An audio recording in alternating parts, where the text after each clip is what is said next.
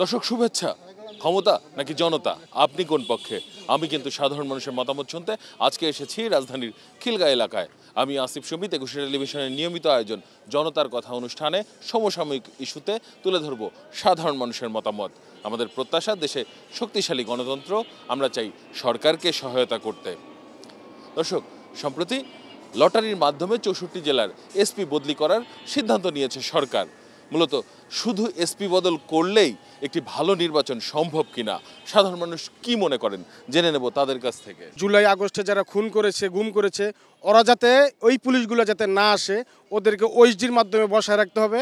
আর এখন নতুনভাবে বাছাই কইরা এই নিরপেক্ষ যারা আছে, নিরপেক্ষ যে পুলিশগুলো আছে, অগরের দায়িত্ব দিলে সারা বাংলাদেশে সুন্দর একটি গঠনমূলক একটি নির্বাচন হবে। লটারিতে যে স্থানান্তর করতেছে, এটা এক ধরনের পজিটিভ আমি দেখতে পারি। কারণ রাষ্ট্রের একজন কর্মকর্তা নিয়োগ দেওয়া এবং অপসারণ করা তো একটা সাংবিধানিক জটিলতা আছে না। তো এখন আমার কথা হচ্ছিল, এসপি লটারির মাধ্যমে নিয়োগ হলে তার যে পূর্ব প্রস্তুতি, ওই এলাকার এমপি প্রার্থী, সংসদ সদস্য, তাদের সাথে যে একটা কোঅপারেশন করবে, সেই করাটা তার সুযোগ থাকবে না, এটা আমার কাছে মনে হয়। এটা আমার মনে হয় ইনিশিয়াল আপাতত খানিকটা উপকার আসতে পারে, কিন্তু শুধু খালি বদলি করে যদি এসে যে শয়তান, অর্থাৎ যে মার্খার পক্ষে যদি নেয়, দেখা গেছে দাঁড়িপাল্লা মার্খায় আনুগত্য আছে তার, সে যদি মার্খার প্রতি আনুগত্য থাকে, তাহলে সে যেখানেই থাকুক ওইখানে কি তার উদ্দেশ্য হাসিল করতে পারে। সরকারি যারা চাকরি করে, যারা সরকারি স্টেট ফর চাকরি করে, পুলিশ, তারাও মানুষ, আমরাও মানুষ। একটা দুর্ঘটনা ঘটেছেন আমাদের দেশে, যে আন্দোলনের সময় যেভাবে মানুষ মারা হয়েছে, এটাকে নির্ণয় করলে ক্ষতিপূরণ হবে না। কারণ এসপি বদলে কোনো ফসল আসবে না, কোনো ফলও যোগ হবে না। লটারির মাধ্যমে যদি আপনার এসপি বদলি করা হয়, তাহলে তো এটা তো আওয়ামী লীগের দোষরও চলে আসতে পারে। না, এসপি দিয়ে তো সাধারণ নির্বাচন দেওয়া সম্ভব না। তারপরও আপনার এটা বাছাই করিয়া এটা দেখতে হবে। তারপর এই সরকার যদি মনে করেন আপনার গঠনতন্ত্রভাবে দেখে, ঠিক মতন নজরদারি করে, তাই মনিটর করে, তারপর যদি সম্ভব হয়।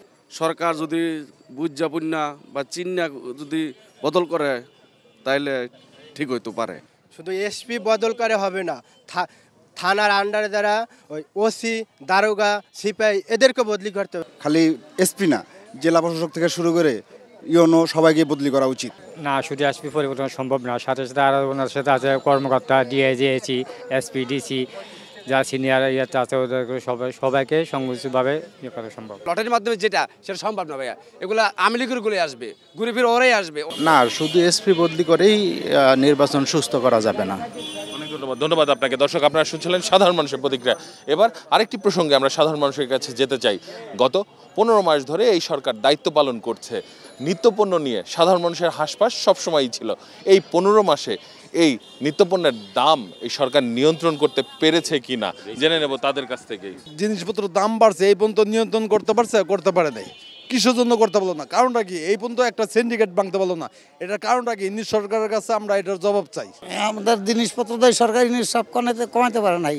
একটা নির্বাচিত রাজনৈতিক সরকার যদি ক্ষমতায় থাকে, তাহলে তার প্রত্যেকটা কেন্দ্রে, প্রত্যেকটা ইউনিটে তার লোক থাকে। তখন ওই রাজনৈতিক সরকার যদি চায়, সকল দ্রব্যমূল্য নিয়ন্ত্রণ করা তার পক্ষে সম্ভব হয়। যেহেতু ইউনূস নির্বাচিত সরকার না, তার কোনো নিজস্ব কোনো গ্রুপ নাই। তবে আওয়ামী লীগের আমলের চাইতে ইউনূসের যে দ্রব্যমূল্য নিয়ন্ত্রণ, সেটা আমি মনে করতেছি আওয়ামী লীগের দিকে যদি তাকাই, তাহলে বর্তমানে আমরা ভালো অবস্থা নিয়ে আসছি।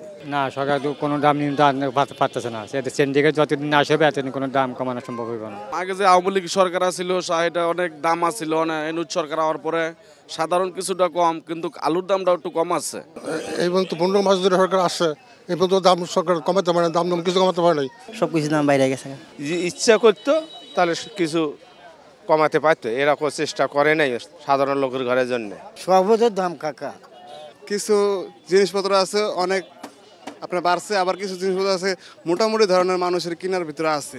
সরকার আওয়ার পর থেকে প্রত্যেকটি জিনিসের দাম আরও বাড়ছে। এক কেজি তরকারির দাম 100 টাকা। আমাকে সাধারণ মানুষে কীভাবে তরি তরকারি কিনি। অনেক ধন্যবাদ আপনাকে। দর্শক, আপনারা শুনছিলেন সাধারণ মানুষের প্রতিক্রিয়া। সাধারণ মানুষ কিন্তু তাদের ভাবনাগুলো অসাধারণ, তাদের চিন্তা অনেক সূক্ষ্ম ও গভীর। দর্শক, জনতার কথা দেখতে প্রতি শনি, রবি, মঙ্গল এবং বুধবার চোখ রাখুন একুশে টেলিভিশনে। সঙ্গে থাকবো আমি আসিফ সুমিত।